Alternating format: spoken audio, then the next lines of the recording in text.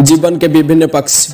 प्राचीन ग्रंथ में कहते हैं कि हम सब इस विशाल जीवन सागर में सिप्पियों की तरह तैरते रहते हैं।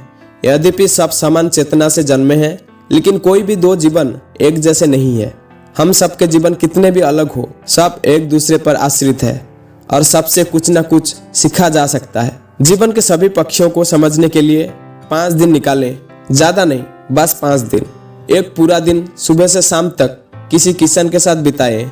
उसके साथ सुबह जल्दी खेत में जाएं और देखें कि वह सारा दिन क्या करता है। आप वातावरण और भोजन के प्रति संवेदनशील हो जाएंगे।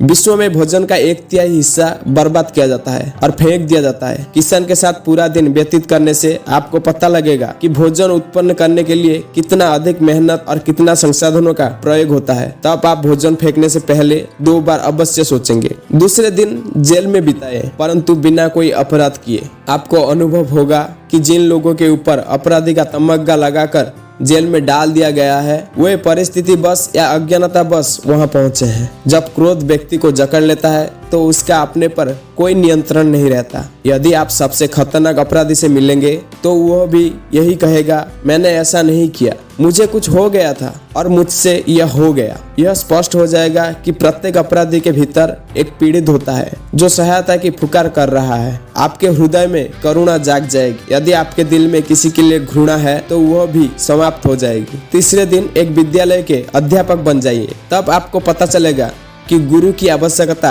क्यों है। जीवन में आप जहाँ कहीं भी होते हो, वहाँ बहुत से लोगों की आप सहायता कर सकते हैं और मार्गदर्शन कर सकते हैं। यह भीतर गहराई से संतोष प्रदान करता है। ऐसा नहीं है कि जिनका लंबे बाल और दाढ़ी हो वही गुरु हो सकते हैं। हर कोई कम से कम कुछ लोगों के लिए गुरु तो हो ही सकता है। आपको अध्यापक बनने के लिए किसी विशेष कौशल की आवश्यकता नहीं है, इसके लिए बस करुणा का आवश्यकता है। अध्यापक होने के नाते आप लोगों में करुणा का संचार कर सकते हैं। मुझे कुछ नहीं चाहिए, बस मेरे छात्र उन्नति करें, ऐसा निस्वार्थ प्रेम आपके जीवन में आ जाएगा। चौथा दिन किसी मानसिक चिकित्सा के स्थान में बिताएं। पागल खाने में आपको कोई भी कुछ कहे, आपको कोई भी नाम लेकर बुलाए, आप इसका बुरा नहीं मानेंगे। एक दिन जब आप ऐसी जगह पर व्यतीत करेंगे जहां आपको कोई भी कुछ भी कहे, तब आपके अंदर यह हिम्मत आ जाएगी कि आप बिना उत्तेजित हुए किसी भी प्रकार के आलोचना सह लेंगे। ना केवल बिना उत्तेजित हुए किसी भी प्रकार की आलोचना सह लेंगे, बल्कि जो लोग आपकी आलोचना कर रहे हैं उनके प्रति आपके मन में सहानुभूति भर जाएगी।